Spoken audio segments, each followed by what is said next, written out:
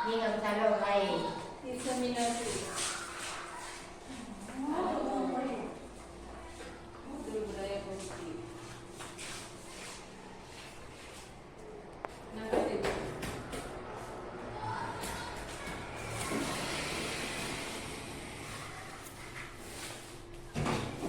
Sehingga kita semua dapat berkumpul di ruangan ini.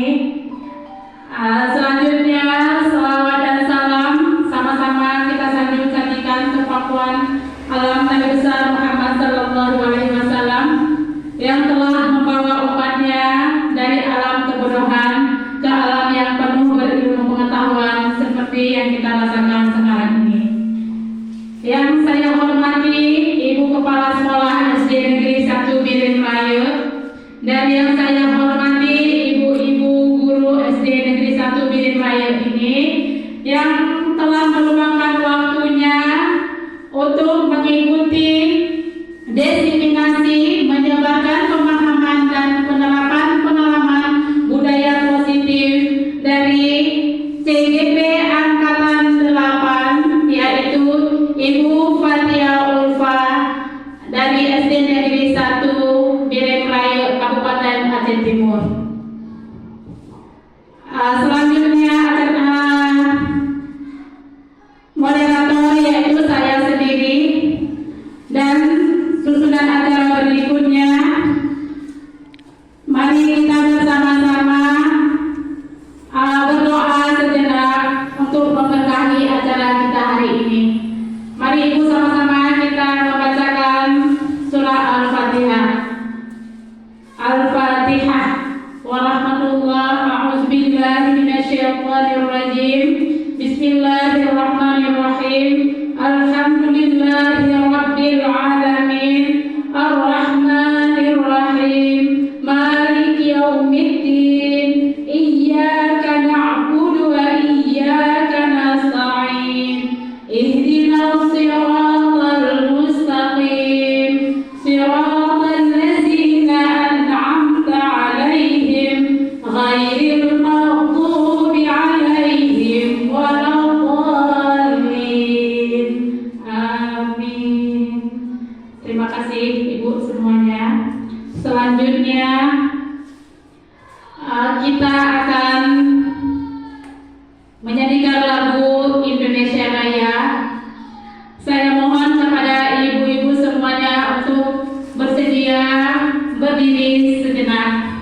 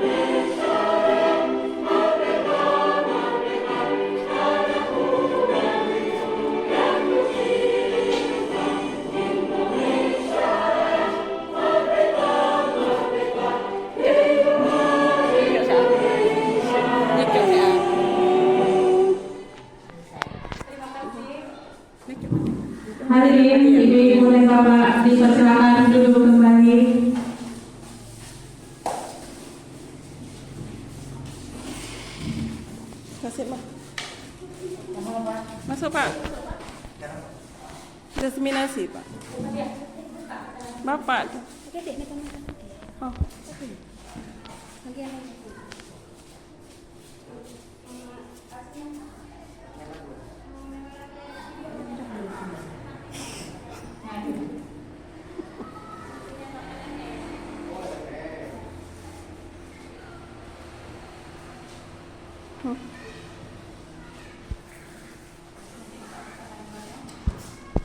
Baik Ibu, acara selanjutnya yaitu acara yang ketiga, kesepakatan bersama. Nah, kita melihat ada kesepakatan bersama di mana Ibu-ibu. Adapun kesepakatan yang pertama yaitu seluruh peserta memiliki kesempatan untuk berpendapat. Yang kedua, saling menghormati dan menghargai. Yang ketiga, jika ada salah satu peserta berbicara, maka peserta lain mendengarkan. Yang keempat, berpendapat setelah dipersilakan. Yang kelima, berpartisipasi penuh dan aktif di dalam forum. Nah, gimana Bapak Ibu, sepakat dengan kesepakatan ini Ibu? Sudah sepakat ya semuanya? Baik, sudah sepakat. Sekarang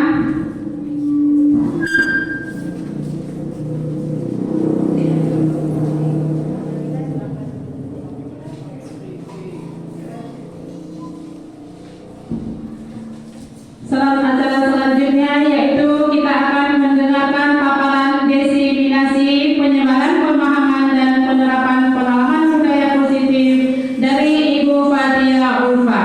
Kepada Ibu Fathia Ulfa dipersilakan. Terima kasih saya ucapkan kepada rekan saya Ibu Marwaini yang telah memberi kesempatan untuk dapat saya diseminasi menyebarkan pemahaman dan penerapan pengalaman budaya positif di SD Negeri 1 Birim Raya, di mana yang kita sebutkan ini sangat dibutuhkan di sekolah.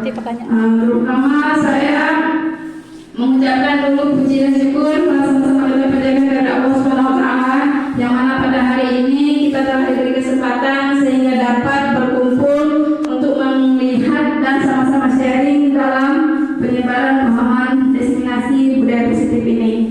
Dan tidak lupa pula salawat serta salam kita sampaikan pangkuan Nabi besar Muhammad SAW yang mana telah membawa kita dari arah jahiliyah ke alam Islamiyah seperti yang kita rasakan sekarang ini.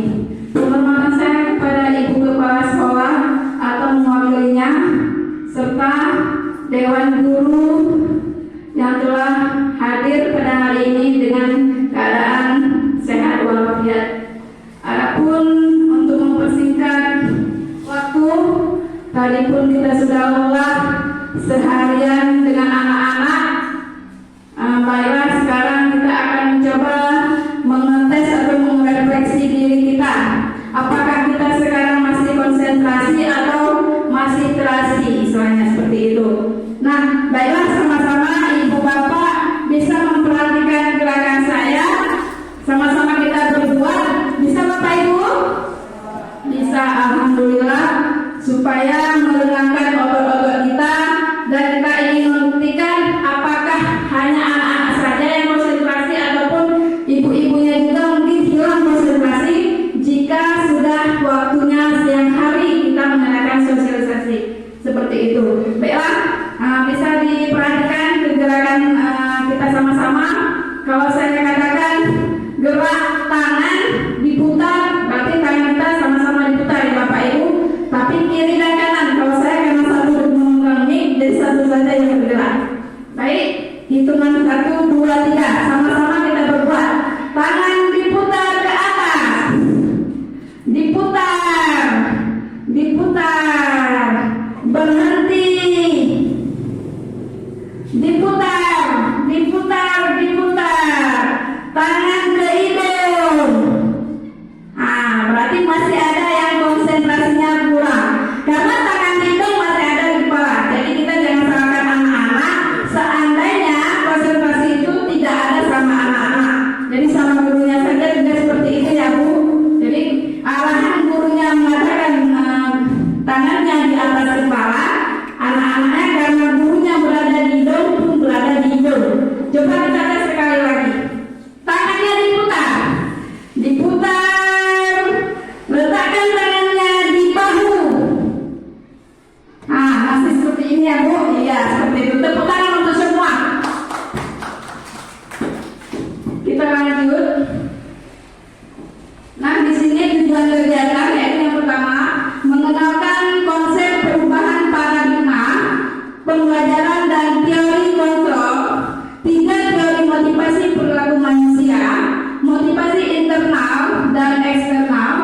keyakinan kelas, hukuman, 5 kebutuhan dasar manusia, 5 posisi kontrol guru, dan segitiga restitusi. Kita lanjut. Nah, yang kedua, menerapkan strategi disiplin positif yang memerdekakan siswa untuk menciptakan ekosistem sekolah yang aman dan berpihak pada murid ataupun siswa. Yang ketiga, menyusun langkah-langkah dan strategi aksi nyata yang efektif dalam mewujudkan kolaborasi dengan seluruh kepentingan sekolah, bersikap kritis dan reflektif terhadap budaya sekolah. Nah, materi kita hari ini yaitu yang pertama, topik budaya positif, itu inti dari materi yang lain. Yang pertama di sini kita akan bahas itu perubahan paradigma. Yang kedua, disiplin positif dan nilai-nilai kebajikan. Dan yang ketiga, ada 3 motivasi perilaku manusia. Yang keempat, 5 kebutuhan dasar manusia. Dan yang kelima, 5 posisi kontrol restitusi. Mungkin kita sudah melaksanakan tapi tidak tahu menyebutnya. Yang keenam, keyakinan kelas. Jadi yang belum membuat keyakinan kelas, mulai hari ini kita sudah harus berbuat keyakinan kelas. Nah, ini foto apa Bapak Ibu? Ki Hajar Dewantara, yaitu Bapak Pendidikan. Bapak Pendidikan kita mengatakan tujuan pendidikan adalah menuntun segala kodrat yang ada pada anak agar mereka dapat mencapai keselamatan dan kebahagiaan setinggi-tingginya, baik sebagai manusia maupun sebagai anggota masyarakat. Itu menurut kata Bapak Pendidikan kita. Nah, budaya positif di sekolah adalah nilai yang kebiasaan di sekolah yang berpihak pada murid agar mereka berkembang menjadi pribadi yang lebih baik ataupun kritis, pernah hormat dan bertanggung jawab sesuai dengan profil pelajar Pancasila. Di sini pelajar Pancasila kita masuk ke 6-6-nya. Yang pertama di sini ada beriman. Dewan guru beserta anak-anak ada salam-salaman, baik itu mau masuk sekolah ataupun sesudah membaca Yasin. Dan yang kedua ini ada gambar kebinekaan global, di mana gambar ini menunjukkan bahwa, maaf Bapak Ibu, ini bukan gambar asli. Ini menunjukkan bahwa bukan satu agama, kita saling kerjasama. Itu mau agama apa saja, yang penting tidak menjurus dari agama yang lain, istilahnya ya, tidak mengganggu agama yang lain. Dan yang ketiga di sini ada gambar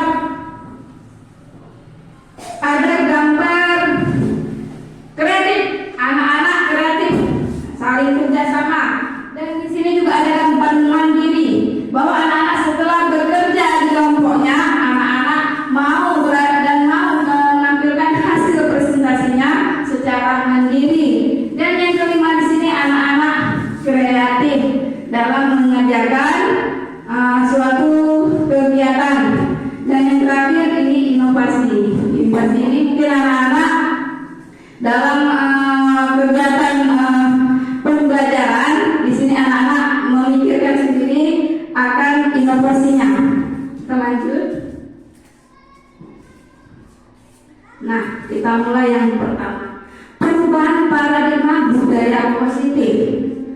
Perubahan paradigma budaya positif menurut Dr. William James, yang pertama yaitu ilusi guru mengontrol murid.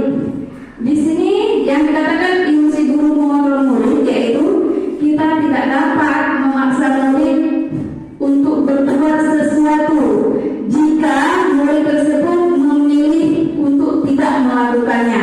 Misalnya murid-murid kita tidak mau, jangan dipaksa Bu. Tidak seperti yang dahulu, sekarang sudah guru-guru merdeka. Tidak ada pemaksaan terhadap murid. Dan yang kedua, ilusi bahwa semua penguatan positif efektif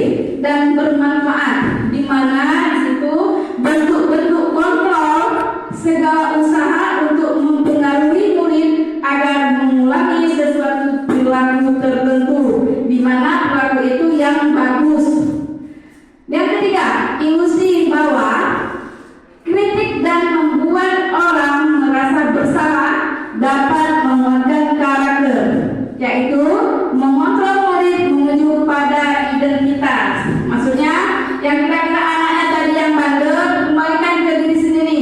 Apa penyebabnya? Dan yang keempat, ilusi bahwa orang dewasa memiliki hak untuk memaksa, yaitu orang dewasa percaya bahwa mereka memiliki tanggung jawab untuk membuat murid-murid berbuat hal-hal tertentu seperti itu. Nah, yang kedua, apakah makna disiplin? Kita sudah tahu semua apa itu disiplin. Disiplin berasal dari bahasa Latin, yaitu disiplina, yang artinya belajar. Makna asal dari kata ini berkonotasi dengan disiplin diri. Ya, konotasi makna sebenarnya ya, dari murid-murid Sokrates dan Plato. Itu menurut pendapat Sokrates dan Plato. Disiplin diri membuat orang menggali potensinya menuju sebuah tujuan apa yang dia hargai.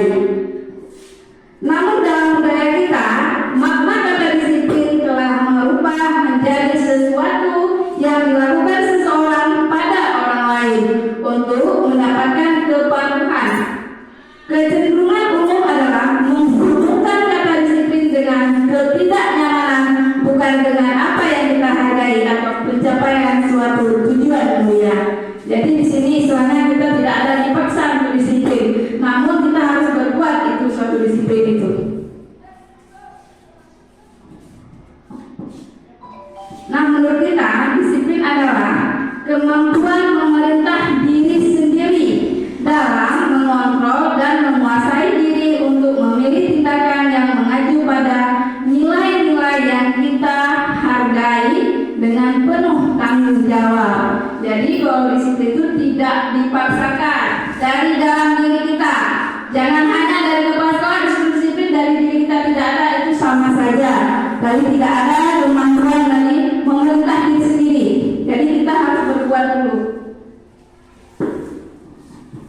Yang kedua, disiplin positif. Apa sih disiplin positif? Menunjukkan disiplin yang didorong dalam diri anak tanpa hukuman dan hadiah. Karena kita kebiasaan di sini sikit-sikit kasih hukuman, sikit-sikit kasih hadiah, sikit-sikit memarahi. Itu tidak akan dimasukkan ke budaya positif seperti itu. Manfaat disiplin positif. Yang pertama, menumbuhkan kepercayaan diri anak. Yang kedua, mendukung kemandirian anak dan rasa bertanggung jawab batas dirinya. Yang ketiga, mendukung lingkungan yang lebih baik dalam keluarga. Nah, seperti itu.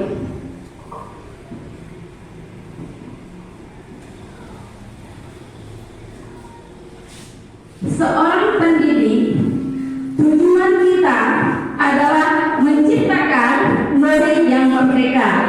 Yang istilahnya merdeka bukan bebas ya, bebas dalam naungan kita. Syarat utamanya adalah disiplin diri, sehingga mereka berperilaku sesuai nilai-nilai kebajikan dan memiliki motivasi intrinsik. Jadi, kenapa saya di sini memerahkan Bu? Itu istilahnya patokan kita yang betul-betul harus kita pegang. Berarti seorang pendidik, kita merasa guru, berarti kita seorang pendidik. Itu yang harus kita jalankan, murid yang merdeka. Jadi anak-anak tidak ada pemaksaan sama kita. Itu merah. Disiplin diri. Jadi kita harus disiplinkan diri dulu. Jangan utamakan anak-anak. Kita sendiri tidak disiplin.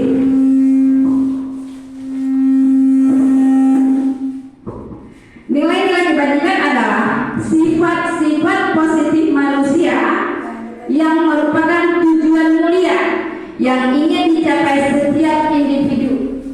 Nah, nilai-nilai kebajikan yang dicapai oleh anak itu dikenal dengan profil pelajar Pancasila. Makanya di sekolah sekarang kita harus ada menerapkan profil pelajar Pancasila. Sampai di sini dulu Ibu, ada yang ditanyakan? Kita lanjut ya. Nah, di sini ada 3 motivasi perilaku manusia. Yang pertama, menghindari ketidaknyamanan atau hukuman, yaitu tingkat terendah dari motivasi perilaku manusia. Yang kedua, mendapatkan imbalan atau penghargaan dari orang lain. Yang ketiga, menjadi orang yang mereka inginkan dan menghargai diri sendiri dengan nilai-nilai mereka percaya. Nah, di ketiga-tiga ini ada motivasinya masing-masing. Ada motivasi ekstrinsik dan ada motivasi intrinsik. Jadi dari bahasa kalimat itu Ibu bisa lihat sendiri yang mana masuk ke ekstrinsik dan yang mana masuk ke intrinsik. Kira-kira di ketiga-tiga ini ada tidak masuk motivasi intrinsik, Bu? Yang mana kira-kira masuk ke motivasi intrinsik? Ada yang menjawab, Bu? Di sini ada 3 motivasi perilaku manusia. Ketiga-tiga ini menurut Diana Gossen ada memiliki motivasi, kan ada 2, ekstrinsik dan intrinsik. Kira-kira di ketiga-tiganya motivasi intrinsik itu yang mana?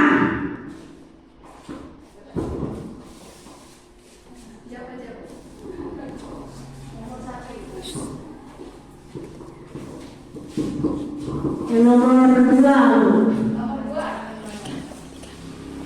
Alasannya apa, Bu? Karena mendapat imbalan itu dari dalam diri dulu, keinginan seseorang. Yang itu aja, Bu.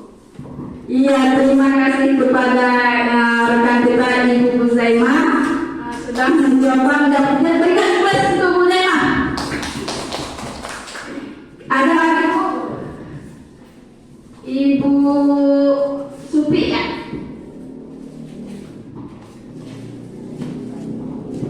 Yang ketiga, Bu. Yang ketiga,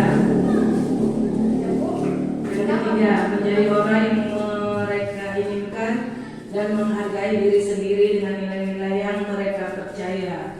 Keyakinan dari diri sendiri. Iya, terima kasih. Kita berikan aplaus dulu untuk beliau. Ya, tangan semua. Baik, kita akan mencoba melihat di sini.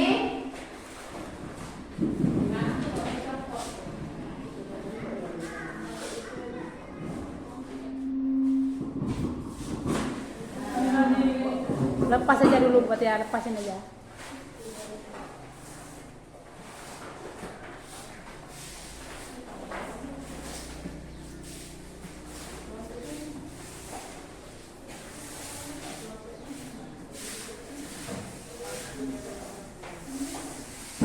Nah, tadi Ibu Huzaimah sudah mencoba menjawab, yaitu nomor 2. Kita perhatikan sama-sama dan Bu Supi menjawab nomor 3. Yang pertama, menghindari ketidaknyamanan atau hukuman.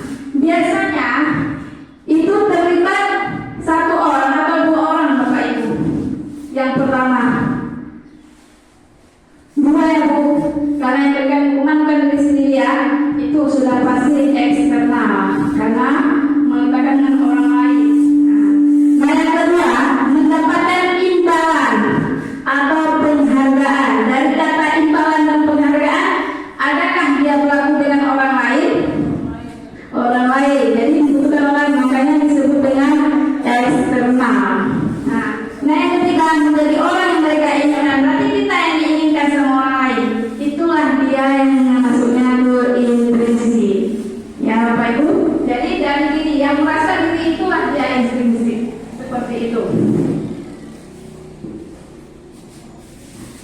Nah, ada kebutuhan dasar manusia. Yang pertama, belonging. Itu power, survival, fun, dan freedom. Kalau power ini itu tentang penguasaan. Dan yang nomor 2 itu gambar kupu-kupu, freedom. Freedom itu adalah kebebasan. Namanya kupu-kupu, bebas ya, bebas. Jadi kebutuhan dasar manusia yang tentang penguasaan. Yang kedua, kebebasan. Yang ketiga, yang ini belonging itu namanya kesayangan.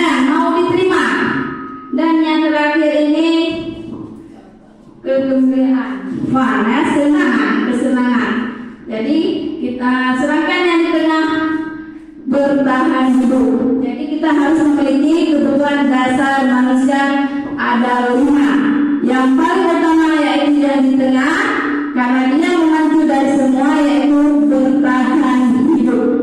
Seperti itu. Mau Bapak Ibu, ini bahasa Inggris kebetulan waktu dimasukkan ke paparan berubah menjadi buku bahasa Inggris. Bukan saya bisa berbahasa Inggris. Maaf ya Bapak Ibu. Ya, kita lanjut, yaitu kebutuhan dasar manusia yang sudah saya paparkan tadi adalah unsur-unsur yang dibutuhkan manusia dalam mempertahankan keseimbangan fisiologis ataupun psikologis yang bertujuan untuk mempertahankan kehidupan. Ya, berarti itu tujuannya itu kita untuk mempertahankan kehidupan kita. Di sini ada 5 posisi kontrol. Nah, inilah yang sering terjadi kita sehari-hari di sekolah Bapak Ibu. Sering kita berbuat tapi kita tidak tahu. Pada pendidikan inilah kita akan mencoba menggali dan kita bawa ke sekolah. Yang pertama itu penghukum. Yang kedua, pembuat rasa bersalah. Dan yang ketiga, teman. Yang keempat, pemantau. Dan yang kelima, manajer. Kita di sekolah sebagai guru, kelima-limanya sudah kita alami. Di mana seringkali kita menjebak ataupun menghukum anak-anak, padahal itu tidak bagus, tidak termasuk budaya positif. Dan yang kedua, pembuat rasa bersalah. Juga sering kita menyalahkan anak-anak, itu juga tidak baik. Yang ketiga, teman, hanya sekedar teman, tidak mencoba menyentuh dia, hanya sekedar menilai kita sebagai teman dia. Dan yang keempat, sebagai pemantau. Yang terakhir, yang paling baik adalah manajer, di mana segala masalah dibantu oleh si manajer. Jadi dirangkum semua keempat-empatnya sama dia. Kita lihat bagaimana seandainya yang kita maksud tadi. Nah, di sini contohnya, Ibu, guru kita sebagai pengurus. Ini contoh kita sebagai pengurus. Pada tindakan kita sering memarahi anak-anak, mengkritik, menyakiti, melakukan tindakan kekerasan. Contoh, tidak BPR, itu sudah menghukum anak-anak sebenarnya. Tapi kita pernah mengalami seperti itu dan membuat rasa bersalah pada tindakan. Kita sering menceramah, sering memdiamkan, sering merasa anak itu kita buat bersalah. Dan yang ketiga, menjadi teman, membuat pemahaman seperti kayak gitu ya, anak itu juga kayak gitu juga. Nah, saya buat salah, ada buat PR nak, nggak ada bu. Ibu juga pernah nggak buat PR. Hanya sekedar situ saja, seolah-olah kita cuma berteman sama dia, tidak ada melepaskan solusi dari masalah dia. Dan yang ketiga, yang keempat yaitu pengawas. Bukan berarti kita pengawas yang di sekolah, tapi pengawas bagi kita, yaitu hanya sekedar mantau mencatat itu pada kegiatan. Dan yang ketiga itu manajer. Manajer di sini maksudnya bukan manajer benaran dari perusahaan, tapi manajer kita bertanya dan membuat kesepakatan sama anak itu. Istilahnya kita seperti bimbingan konseling ya Bu ya. Nah, jadi masalahnya kita sampai ke solusinya. Jadi sebaiknya kita menjadi seorang manajer di sekolah. Jadi tidak berhubungan dengan guru saja. Baik itu di perkataannya, di tindakan, di akibat pola perilaku. Di situ juga masuk motivasi eksplisit, intrinsik tadi. Gimana Bapak Ibu? Sudah paham? Sudah. Kita lanjut ya. Atau ada pertanyaan? Tidak. Oke. Nah, ini juga sehari-hari kita laksanakan segitiga restitusi. Terus terang, semenjak pelatihan pendidikan CGP, baru inilah saya mengetahui bahwa itu yang disebut dengan segitiga restitusi. Sedangkan sehari-hari kita pernah melaksanakannya, yaitu segitiga restitusi itu suatu proses dialog yang dijalankan oleh guru atau orang tua agar dapat menghasilkan yang mandiri ataupun bertanggung jawab. Restitusi adalah proses penetapan kondisi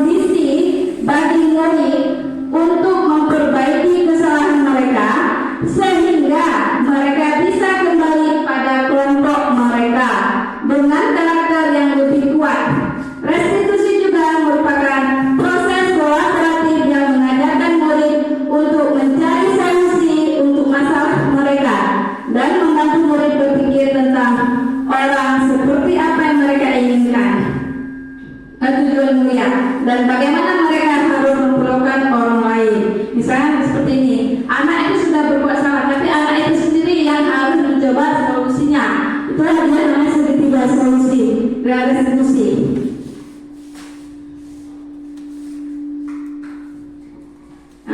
Ini kita akan melihat sama-sama Bapak Ibu video yang sudah saya buat dengan anak-anak dalam kegiatan segitiga restitusi, di mana kegiatan restitusi itu ada yang pertama menstabilkan identitas, yang kedua validasi akan bersalah, yang ketiga meyakinkan kelas, ya, meyakinkan kelas. Jadi kita akan melihat di manakah letak dari ketiga-tiga segitiga restitusi tersebut. Baik, kita akan lihat.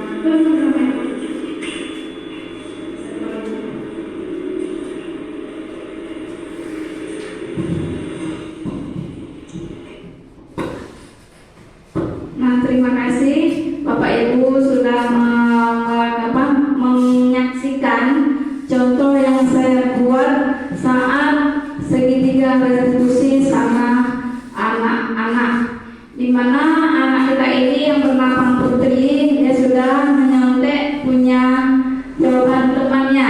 Ada temannya yang melapor bahwa hasil kerjaannya itu dinyontek sama si Putri. Jadi kita kebiasaan kita marahi anak itu. Jadi sekarang marilah sama-sama, walaupun kita dalam hati merasa jengkel terhadap anak tersebut, marilah sama-sama kita mencoba melaksanakan segitiga restitusi, yang mana anak itu jangan langsung kita marahi, kita anggap itu sebagai teman. Seperti tadi yang saya jalankan tadi, kita panggil anak itu, kita ajak berbicara sebaik mungkin. Yang pertama kita menstabilkan dulu identitasnya. Jadi jangan langsung menyendangkan anak-anak. Dengan langsung kita marahi anak-anak itu sudah memberi hukuman, bukan lagi yang segitiga restitusi. Jadi kita panggil dulu, kita baik-baikin dulu anaknya. Oh, nyontek ibu juga dulu pernah nyontek. Jadi nyontek ya sayangnya, ibu juga pernah nyontek. Nah, seperti itu. Itu mengajak kita sebagai teman dia, bukan sekedar teman saja, namun berkelanjutan sampai ke manajer. Makanya sampai tuntas. Dan solusinya pun dari anak itu, bukan kita yang buat. Sudah kita bertanya, bukan kita yang buat. Besok cepat datangnya, ataupun besoknya nyontek lagi. Bukan dari kita, tapi dari anak itu. Kita tanya dulu masalahnya apa sama anak itu. Kenapa anak bisa nyontek harus sampai segitunya? Kita tanya masalahnya apa. Bisa tidak diceritakan? Nah, seperti itu. Jangan langsung memberi hukuman kepada anak itu, harus sampai ke solusinya yang dia buat sendiri.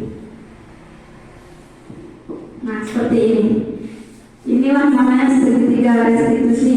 Yang depan kita akan terus jalankan, walaupun sudah kita jalankan, mungkin masih kurang sempurna. Termasuk saya sendiri, saya masih kurang sempurna, yang mana kadang-kadang kita merasa jengkel sama anak. Tapi untuk kali ini ke depan, insya Allah rasa jengkel itu kita buang, hingga membuat anak-anak itu merasa merindukan pada kita ini, seandainya kita tidak datang itu pun. Ini yang pertama itu menstabilkan identitas. Seperti saya katakan tadi, setiap orang itu pasti pernah melakukan kesalahan. Nah, itu juga pernah merasakan kesalahan. Sampai segitunya, istilah kita harus ada raihan dari seorang guru pada saat menyelesaikan masalah. Nah, seperti kata-kata lagi, kamu bukan satu-satunya yang pernah melakukan ini. Nah, bukan kamu aja yang buat, ada yang lain juga pernah. Seperti itu namanya menstabilkan identitas. Yang kedua yaitu fasilitasi kebutuhan, yaitu tanya kesalahannya. Kamu tentu punya alasan.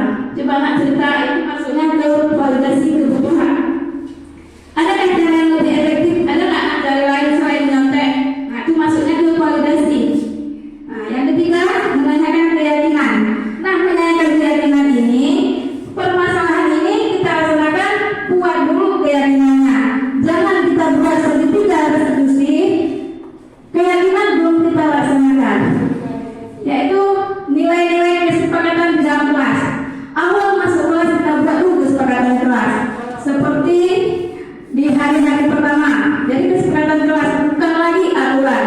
Beda Bu, Bapak Ibu. Aturan sama keyakinan. Keyakinan itu kesepakatan beda. Kalau aturan gurunya yang buat. Jangan buang sampah sembarangan. Dari kata jangan saja anak-anak sudah merasa tersakiti ataupun merasa dipaksa. Seperti itu tidak boleh lagi. Ya, kita buat saja jaga kebersihan. Seperti itu. Jangan ada kata jangan di keyakinan kelas. Nah, seperti itu. Nah, di sini ada kata hukuman, konsekuensi dan restitusi. Yang sering-sering terjadi sama kita yaitu hukuman, juga pernah konsekuensi memang seharian kita, restitusi. Hukuman itu seperti yang saya katakan tadi, sehingga yang menyakitkan anak itu namanya hukuman. Kalau konsekuensi hukuman itu yang menyakitkan itu misalnya seperti ini, anak-anak datang terlambat. Begitu kita lihat anak-anaknya, kenapa datang terlambat? Tadi telat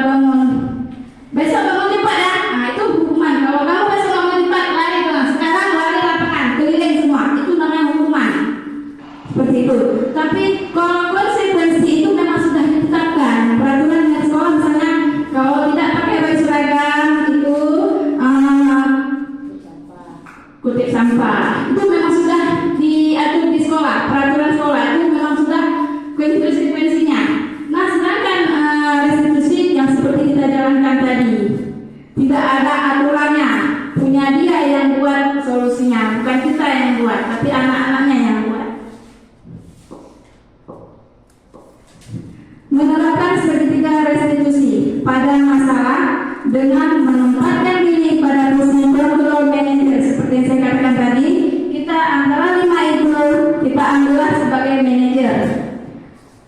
Maka aspek yang dikembangkan pada murid adalah motivasi intrinsik sehingga menanam nilai-nilai kebajikan dapat tumbuh dan berkembang menjadi suatu kebiasaan positif yang akhirnya tercipta budaya positif.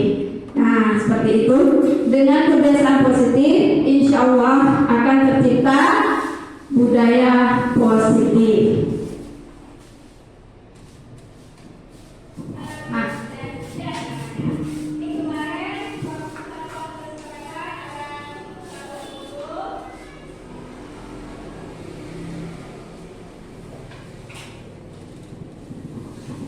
baik, inilah keyakinan kelas yang sudah saya berusaha jalankan, yaitu kita tahu dulu apa itu keyakinan kelas. Keyakinan kelas adalah kesepakatan yang dibuat guru bersama siswa, Bu. Jadi kalau saya guru yang buat itu namanya peraturan, bukan keyakinan. Langkah-langkah merumuskan keyakinan, yang pertama guru meminta semua siswa di kelas untuk menuliskan apa saja aturan yang perlu disepakati bersama di kelas. Kita tanya dulu anak-anak, nah kira-kira apa ya yang perlu kita kesini? Anak-anak yang jawab, bukan kita yang jawab. Yang kedua, semua usulan dari siswa ditulis di papan tulis kalimat yang sudah disepakati menjadi keyakinan kelas diubah menjadi kalimat positif. Nah, seperti gambar yang di sini, ini merupakan hasil dari keyakinan kelas anak-anak dari kelas 6A. Di sini ada kami 20 orang. Saya saat itu berbuat dengan suruh menuliskan di kertas post-it untuk menempelkan ke papan tulis. Jadi hasil dari saringan mereka semua kami sepakati untuk buat tulisan yang lebih baik dan untuk untuk meyakinkan anak-anak dan bahwa itu memang doa tentang anak-anak. Saya buat pakai jempol, Bapak Ibu bisa lihat sana. Tapi karena baru berbuat belum sempat disangkul, ada di dinding di mana anak-anak sudah menyepakati keyakinan kelas kami di kelas 6A dan ada tanda stempel, tanda jempolan bahwa memang dia yang berbuat, bukan gurunya yang berbuat. Di tanda jempolan itu saya suruh tuliskan nama. Jadi bagi anak-anak yang tidak sepakat, tidak saya kasih jempol seperti itu. Lalu anak-anak memang semuanya berbuat jempolan sehingga dia betul-betul mau berbuat seperti itu. Dan jika dia melanggar itu, kita akan mengadakan segitiga restitusi yang sudah kita bahas tadi.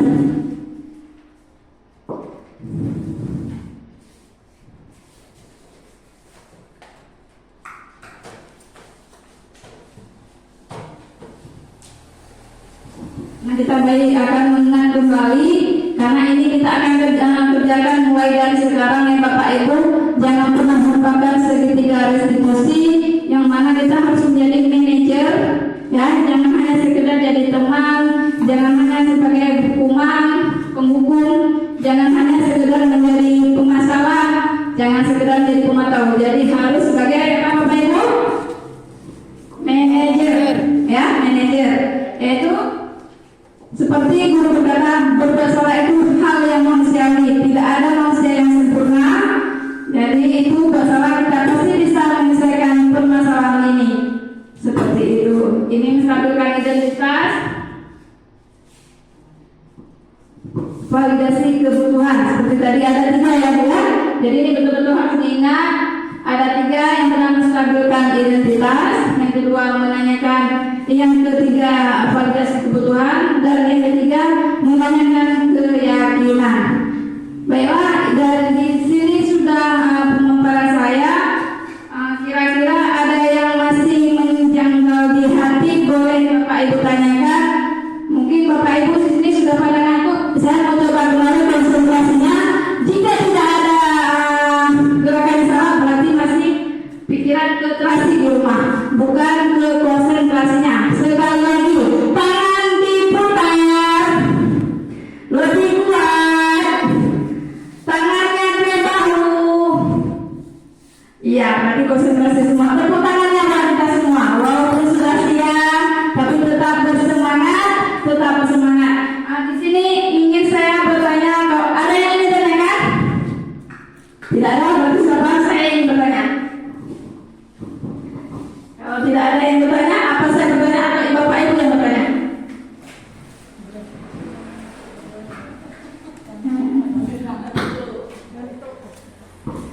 Gimana Bu? Ada yang ditanyakan, bertanya aja Bu.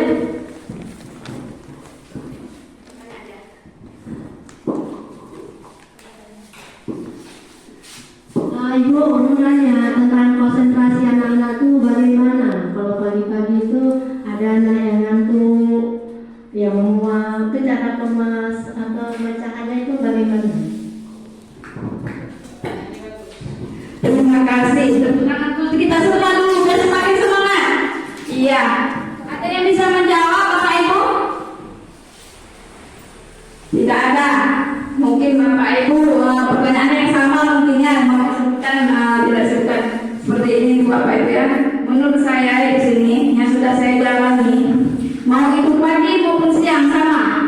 Waktu siang itu memang masa-masa mengantuk. Nah, waktu pagi saat anak-anak kita mengerjakan tugas, ada kalanya anak-anak yang mengantuk. Saya kadang-kadang kasih kode Bapak Ibu. Saya kasih kode misalnya kalau kita buat es bikin memakan waktu. Nah, kadang-kadang saya kasih kode kata hai saja. Hai. Jadi anak-anak tadi yang ngantuk kan kebiasaan saya Bu. Jadi anak-anak menjawab halo. Hai, halo. Berarti itu udah kalau 1-2 orang yang menjawab berarti dia masih belum sempurna konsentrasinya. Tapi kalau itu yang kecil saja. Kalau dibalas sama dia, kalau bilang hai hai, jawabannya halo halo. Dengan respon seperti itu, seperti yang sudah saya jalani, mungkin banyak anak-anak yang itu yang sepele bisa konsentrasi. Yang kedua, jika ada kesempatan berulah sekali-sekali expliking yang kira-kira bermanfaat untuk anak, yang kira-kira dia jangan sampai jenuh dalam belajar untuk menghilangkan kejenuhan tangannya maupun kakinya maupun pinggang segala macam yang membuat anak itu bisa refleksi diri. Nah, jadi anak-anak itu tidak bosan dan besoknya pun anak-anak itu pasti merindukan kita, kepingin buat seperti itu lagi. Insya Allah anak-anak tidak ngantuk. Itu yang sepele yang saya sudah laksanakan. Mungkin ada yang lain bisa Bapak Ibu lihat sendiri ataupun tanya ke rekan-rekan yang lain, mungkin dapat bermanfaat bagi Bapak Ibu masalah konsentrasi. Kalau saya seperti itu saya sudah ajarkan Bu. Mudah-mudahan bisa berjalan dengan baik. Bisa diterima Ibu Sema? Bisa dicoba ya Bu? Ya, mudah-mudahan bisa coba. Itu hal yang sepele yang mungkin bisa kita laksanakan secara sekilas. Mudah-mudahan anak-anaknya bisa tertegur ataupun Bu bisa dilaksanakan anak tersebut kita pindahkan juga ke depan.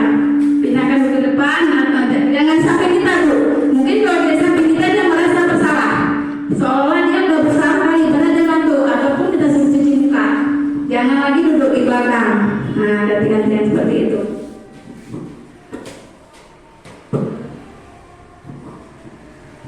Gimana Bapak Ibu, ada yang ditanyakan? Sudah bisa kita laksanakan segitiga restitusi di sekolah? Bisa Bu? Nah, jadi kita ke depan jangan lagi ya Bu kita marah-marahi anak-anak, termasuk saya mungkin jangan langsung tegur, kita ajak aja dulu ngomong sebaik-baiknya. Sebenarnya ada sih mungkin ada pertanyaan mungkin bagaimana caranya seandainya sudah kita laksanakan berbuat lagi. Nah seperti itu. Itulah kita seorang guru harus ada lawan maut, harus ada pada diri kita. Buatlah berkali-kali Bu, selama itu masih anak itu berbuat. Bila perlu sampai jangan sampai bosan-bosannya lah Bu. Jangan sekali 2 kali. Seandainya anak itu berulang sampai kita panggil orang tua pun kita harus tetap segitiga restitusi. Misalnya kita panggil orang tuanya bukan, tapi jangan sama orang tuanya. Sampai kita harus ajarkan bersama orang tuanya segitiga restitusi. Sampai seperti itu Bu. Jadi untuk ke depan kita laksanakan mulai besok yang belum ada keyakinan kelas, maka sama-sama kita buat keyakinan kelas agar budaya positif di sekolah kita berjalan dengan baik dan dapat bermanfaat untuk sekolah lainnya. Ya Bapak Ibu, Bapak Ibu semua, baiklah. jika tidak ada pertanyaan, saya akan mencoba mengatakan kembali bahwa patokan kita pada hari ini yaitu kita harus benar-benar budaya positif. Jadi seandainya kita berbuat keyakinan kelas Bapak Ibu, ini kita harus ingat kembali, tolong jangan ada buat kata jangan. Nah, waktu kita buat keyakinan kelas, jangan peraturan ya Bapak Ibu, keyakinan kelas ataupun kesepakatan kelas. Misalnya jagalah kebersihan, jangan buang sampah sembarangan, jangan lagi seperti itu namanya peraturan. Nah yang kedua misalnya jangan membuli, jangan lagi buat jangan membuli, buat aja saling menghargai. Dengan buat kata saling menghargai di situ masuk kata membuli tadi, tidak mesti buat bully. Nah ada lagi kata jangan datang terlambat. Nah, dengan kata jangan datang terlambat itu juga sudah memberi hukuman kepada anak yang datang terlambat. Tapi buatlah disiplin. Dengan disiplin masuk semua dia Bu. Mau datang terlambat, mau dia nggak pakai seragam, itu masuk ke disiplin. Nah seperti itu. Ada satu lagi apa namanya itu, masalah, seingat saya masalah apa ya, masalah membuat membuli teman. Ini masih terjadi membuli teman. Ada yang bilang harus buat membuli, tapi untuk kata keyakinan yang sebaiknya jangan buat kata bully Bu, buat aja saling menghargai. Karena kalau kita buat kata bully pasti ada kata jangannya. Jadi hindarilah kata-kata yang negatif, buatlah kata-kata yang berbudaya positif.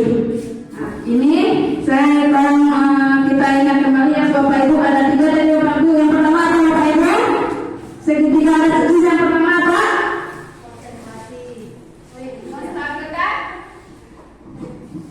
Menstabilkan identitas ya Bapak Ibu. Nah yang pertama menstabilkan identitas. Yang kedua validasi kebutuhan. Dan yang ketiga menanyakan keyakinan. Jadi ini tolong kita ingat sama-sama ya Bu. Oh ya baik. Ya baik, kita akan menjalankan sama-sama. Inilah budaya kita positif. Yang negatif kita buang saja, kita ambil yang positif-positifnya.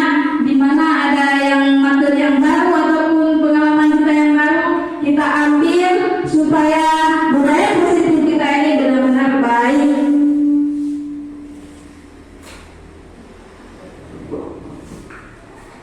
Baik, terima kasih. Saya akhiri sampai sekian dulu. Saya mengucapkan terima kasih banyak kepada Bapak Ibu yang mana telah memberi kesempatan kepada saya, walaupun dalam keadaan suasana siang seperti ini, dimana waktunya mungkin sudah pulang, tapi karena kita sudah mau membantu teman, mau saling sharing, saya mengucapkan terima kasih banyak. Dan harapan saya untuk ke depan, Bapak Ibu mau saling bantu-membantu untuk mewujudkan sekolah kita menjadi yang lebih baik. Apa yang sudah kami rasakan dan apa yang kami dapatkan saat pendidikan dapat kita laksanakan, sehingga saya dan bersama teman-teman kami bertiga di sini di SMP Wilayah yang pertama Bu Marla ini, Bu Muslimah, sama-sama kita terapkan di sekolah dan kita jalankan supaya sekolah kita lebih baik. Ya, terima kasih Bapak Ibu. Dan saya akhiri dengan wabillahi taufiq wal hidayah. Assalamualaikum warahmatullahi wabarakatuh. Baik, saya akan menyerahkan kepada Ibu Moderator.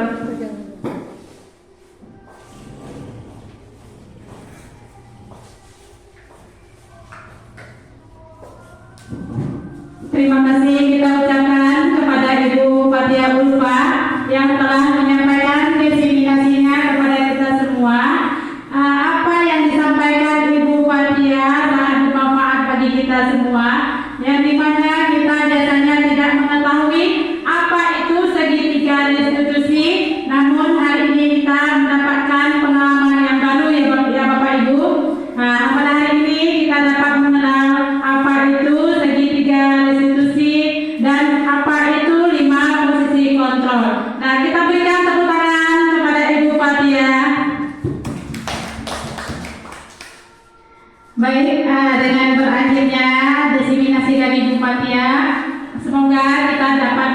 manfaatnya kita terapkan bersama-sama di sekolah tercinta kita ini demi kemajuan sekolah kita dan demi kemajuan murid-murid kita ke depannya yang menjadi siswa yang berprestasi, berkarakter baik dan siswa yang mempunyai semangat yang tinggi dalam belajarnya ke depannya. Amin ya rabbal alamin.